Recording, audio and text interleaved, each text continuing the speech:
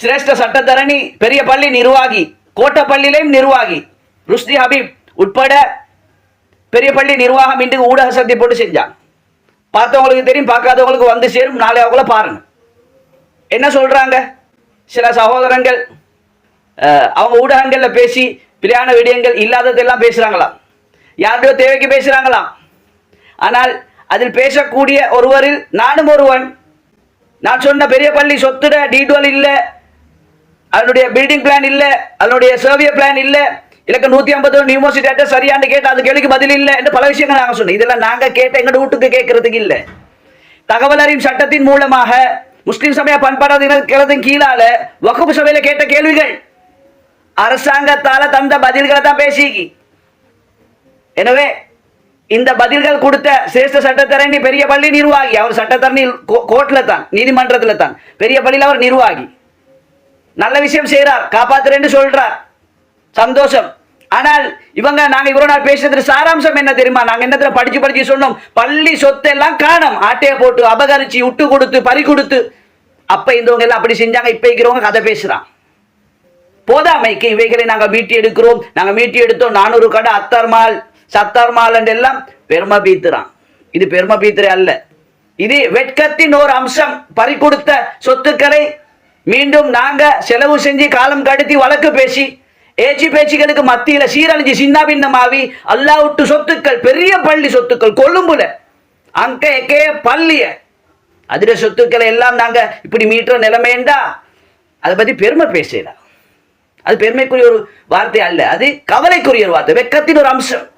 நாங்க இவ்வளவு நாளும் சொன்ன பறி கொடுத்த இப்படி சொத்து இருந்ததுலாம் பெரிய பள்ளிக்கு சொந்தமான சொத்திலே மாளிகாவத்த மையவாடி பக்கத்திலே 2 பார் திறந்து செஞ்சேன்னு யாரும் சொன்னா அதுக்கு இன்றைக்கு சிரேஷ்ட சட்டத்தரணி பெரிய பள்ளி நிர்வாகி பதில் சொல்லலே.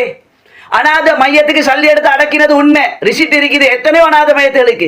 ஏன் அநாத மையத்துக்கு சல்லி எடுத்து அடக்கிறீங்க? அதுக்கு பதில் வரலே. அவர் பேசினதனுடைய சாராம்சம் என்ன தெரியுமா? பெரிய பள்ளி என்பது சூப்பிகளுடைய தரிகாக்களுக்கு சொந்தமான அங்க ஒரு ஜியாரம் இருக்குது, இது அந்த கல்ச்சர். நாங்க பெரிய பள்ளிய யாருமே தௌஹீத் பள்ளி, தரிகா பள்ளி, ஜமாத் இஸ்லாம் பள்ளி, தப்லீக் பள்ளின்னு பேசல. அது கேள்வியும் இல்லை, அது எங்களுக்கு தேவையும் இல்லை. அல்லாஹ்வுடைய இல்லம் இது, சூப்பிகளுடைய பள்ளி, இது தரிகா ஜமாத் கல்ச்சர். அங்க ஒரு ஜியாரம் இருக்கு. இங்க வர முஅத்தின் சாப் அவர் சுபான மௌலூத் ஓத தெரிஞ்சவர் ஆயிக்கணும் பத்ரு, அது அவங்களோட கல்ச்சர். இதெல்லாம் கேட்கல. இலங்கையிலே எங்குமே, உலகத்தில் எங்குமே ஒரு முஅத்தின் மஸ்ஜிதுக்கு தேர்ந்தெடுக்கப்படும் பொழுது அவருக்கு பாங்கு சொல்ல தெரியுமான்னு தான் பாக்குறேன். கக்கூஸ் கழுவ தெரியுமா? பீச்சிங் பவுடர் போட்டு தேக்க தெரியுமா? பள்ளி பெரிய பள்ளி தொடைக்க தெரியுமா? சுபான மௌலூத் பத்ரு மௌலூத் ஓத தெரியுமா? எல்லாம் நாங்க பார்த்தில்ல. அது பிள்ளைன்னு நாங்க சொல்ல வரல, நீங்க போட்ட போஸ்டை வச்சு தான் நாங்க சொல்றோம். எனவே முக்கியமான சில கேள்விகளுக்கு பதில் வரல. யாருக்கோ நொந்து வெளியே வந்து ஒரு ஊடக அறிக்கை ஒன்று கொடுத்து சமூகத்துல நாங்க சொன்னதெல்லாம் நீங்க உண்மைப்படுத்திட்டு போய்த்தீங்க. ருஷ்டி ஹபீப் பெரிய பள்ளி நிர்வாகம் உண்மைப்படுத்திட்டு போய்த்தீங்க. தார்டன் கண்ட்ரேக்கு எவண்டே ஏச்சி பேச்சுக்களுக்கு மடிஞ்சு பணிஞ்சு தணிஞ்சு வளைஞ்சி நெலிஞ்சி அப்படி எல்லாம் பேசுற இடம் இது இல்லை, வேற இடங்கள் இருக்கும். அப்படி ஆட்கள் அப்படி சல்லி எடுத்துக்கொண்டு ஒவ்வொருத்தரும் சல்லிக்காண்ட பின்னுக்கு ஓடுற சில ஆட்கள் நாங்கள் பார்த்திக்கிறோம். எங்களுக்கு எதிராகவே வந்திருக்கிறான். சல்லிண்டா நாக்க தொங்க போடாத யாரிக்கிறேன், அது அவங்களோட விருப்பம். ஆனால் அல்லாஹ்வுடைய இல்லங்கள், அவைகளுக்கு சொந்தமான வக்குப்பு சொத்துக்கள், சதக்கத்துல் ஜாரியாக்கள் எவ்வளவோ சூறையாடப்பட்ட, பறிக்கப்பட்ட, பறிப்போன நாங்கள் எல்லாம் இழந்துட்டு தான் நிற்கிறோமே இல்லையா? கதை பேசுகிற நிர்வாகிகள் வானம் கதை பேசுற ருஷ்டி ஹபீபுக்கு ஊர் கேட்கிறாவ பெரிய பள்ளி நிர்வாகத்தில் அவருக்கு இடம் கொடுத்து ஈக்கின்னு சொன்னா கொழும்பு வந்தவங்களுக்கு அந்தஸ்து தந்து, புகழ் தந்து, பட்டம் தந்து, பதவி தந்து அழகு பார்க்குது. கொழும்பு வந்தோரை வாழ வைக்கும் ஊரெண்டு எல்லாரும் பீத்துரை தான். பாத்தீங்கன்னா ருஷ்டி ஹபீப் பெரிய பள்ளி நிர்வாகத்தில் இருக்கிறார், கோட்டப்பள்ளி நிர்வாகத்தில் இருக்கிறார். கொழும்பு இடம் கொடுத்து ருஷ்டி ஹபீப் அவருக்கு பெரிய பள்ளி நிர்வாகத்தில். பாருங்க எவ்வளவு பெரிய பாக்கியம் அவருக்கு. இதைத்தான் நாங்க சொன்னோம். கொழும்பு வந்தவங்களுக்கு எல்லாரும் இடம் கொடுத்தீங்க. பெரிய பள்ளி அண்மித்த இடத்துல தாருமே இல்லை பெரிய பள்ளியை நிர்வாகம் செய்ய. வேற ஆட்கள் வந்து தாங்க நிர்வாகம் செய்யறாங்க. ஏன்னா ஆள் பஞ்சம். எங்களோட இருக்கிற கொழும்புல கருத்தை தள்ள, மூட்டை தூக்க, காது குடும்பி விற்க, கபரு போல விற்க, வாய் பார்க்க, பறி கொடுக்க, சொல்றது எல்லாத்தையும் கேட்டு வெவ்வேறு மாதிரி இருக்க. அதுதான் கொழும்பு இப்ப அப்படிதான் ஆவிக்கு அது மாறும் இன்ஷா அல்லாஹ். அஸ்ஸலாமு அலைக்கும். சில முஸ்லிம் சகோதரர்களுக்கு பெரிய பள்ளிவாசல் டீட் உடனடியா தேவைப்படுது. ஏன் தேவைப்படுதுன்னு சொன்னா, இந்த பெரிய பள்ளிவாசல் காணியில, இந்த பெரிய பள்ளிவாசல் பிரமிசஸ்ல அவங்களுக்கு உரிமை இருக்கிறதா? ஒரு சிலர் வழக்கு போடுறதுக்கு வழக்கொண்டும் போய்கொண்டு இருக்குது. அவங்களுக்கு இந்த டீட் தேவைப்படுது. அதனாலதான் சில நபர்களை பாவிச்சு இந்த பெரிய பள்ளிவாசல் ஆவணங்களை கையகப்படுத்துறதுக்கு சில நபர்கள் முயற்சித்துக் கொண்டிருக்கிறாங்க. அதுக்கு கூலியாக சில பேர் நடந்து கொண்டிருக்கிறாங்க. நாங்க இந்த விதத்திலேயே கொழும்பு பெரிய பள்ளிவாசல் டாக்குமெண்ட்ஸ் லீகல் டாக்குமெண்ட்ஸ் அவசியம் இல்லாத வகையில பகிரங்கப்படுத்தப்பட சட்டபூர்வமாகவும் தேவைப்படுத்தப்பட இல்ல. ரைட், அது நீதிமன்றங்களுக்கு அவசியமாக இருந்தா அவசியப்படுகின்ற அளவுக்கு நீதிமன்றங்களுக்கு அந்த டாக்குமெண்ட்ஸ் நாங்க சமர்ப்பிப்போம். உங்களுக்கு தெரியும், கொழும்பு புறக்கோட்டையில டர்மஹால் என்ற ஒரு நிறுவனத்தை இந்த நிர்வாக சபையினர் நீண்ட ஒரு சட்ட நடவடிக்கைக்கு பிறகு பெரிய பள்ளிவாசலுக்கு மேல பெற்றளவாக 400 கடைகளை கொண்ட ஒரு காம்ப்ளெக்ஸ், ஷாப்பிங் காம்ப்ளெக்ஸ், அவங்களோட நாங்க வழக்கு பேசியிருக்கிறோம். அதே போல இன்னும் நூற்றுக்கணக்கானவர்களோட வழக்கு பேசிக் கொண்டிருக்கிறோம். உங்களுக்கு தெரியும், ஒரு வழக்கு பேசுற நேரத்துல சில டாக்குமெண்ட்ஸ் டீட்ஸ் நாங்க அவங்களுக்கு அப்படி தூக்கி கொடுக்கறது இல்ல. போலீஸ்ல கம்ப்ளைண்ட் பண்ணி போட்டு என்ன சொல்லுவாங்க, உங்களோட டாக்குமெண்ட் எடுத்துட்டு வாங்கன்னு சொல்லுவாங்க. ஏன்னா அவங்களுக்கு அந்த டாக்குமெண்ட் தேவை. ரைட், இவங்களுக்கு ஏதாவது வீக்னஸ் இருந்தா எங்களுக்கு அந்த கேஸ்ல யூஸ் பண்ணிடுமான்னு.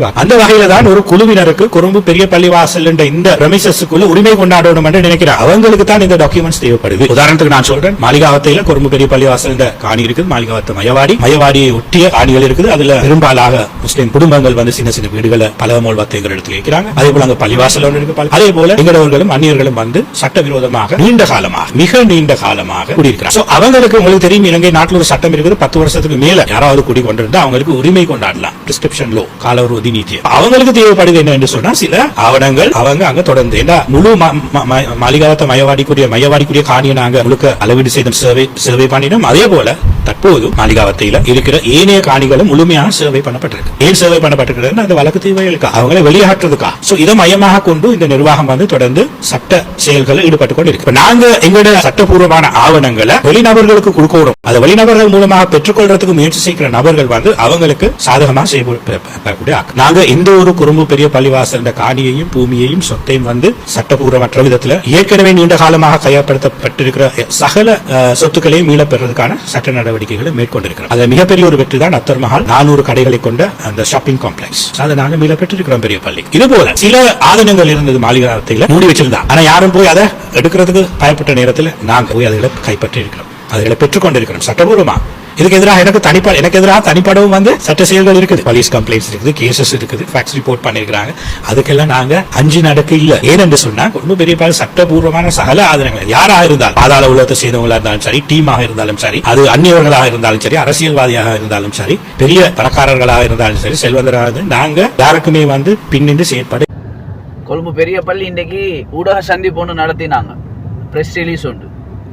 அதுல நிர்வாகத்துல பலர்கள் உட்கார்ந்து பேசுறத பார்த்தேன். அதுல என்ன பேசுறாங்கன்னு சொன்னா, பெரிய பள்ளி சொத்துக்களை யாரோ எப்பயோ ஆட்டையை போட்டேன்னு ஒரு கதையை சொல்றாரு. ஆட்டையை போட்டு இவங்க கோட்டையை விட்டிக்கிறாங்க, புறக்கோட்டையை பக்கத்துல தான் நீக்கிறாங்க. பெரிய பள்ளி புறக்கோட்டையை பக்கத்துல இருக்கிறான், அதனால ஓட்டையை போட்டு ஆட்டையை போட்டிக்கிறானோ. அதை கண்டுகொள்ளாம இவ்வளவு காலம் மீந்துட்டு ஆட்டையை போட்ட சொத்துக்களை நாங்க மீண்டும் எடுக்கிறதுக்கு நாங்க முயற்சி செஞ்சு கொண்டு அதை எடுத்துக்கொண்டு ஈக்கிறோம் சொல்லி பெருமை பீத்துறாங்க. இப்ப ஈக்கிறவங்க பெருமை பீத்துறாங்க, நேரத்தோடு தான் பறி கொடுத்தாங்க. இதான் சாராம்சம். இது building DPJ tower, DP Jayasinghe tower, Maligawatta மயவாடி பின்துண்டு பேஸ்லைன் ரோட்ல இருக்குது. காட்டுங்கம்மா கொஞ்சம் அங்கிட்டுக்கு சொல்லி என்னத்தை கேட்க போறான். இவ்வளவு தூரம் கட்டி இவ்வளவு பெரிய மாடி கட்டிடமா கட்டும் வரைக்கும் என்ன தேங்காவா திருவினானோ பறி கொடுத்தானோ, இப்ப காப்பாத்தி எடுக்கிறதுக்கு பேசுறானோ, கதை சொல்றான். இவ்வளவு தான். That's all. அஸ்ஸலாமு அலைக்கும்.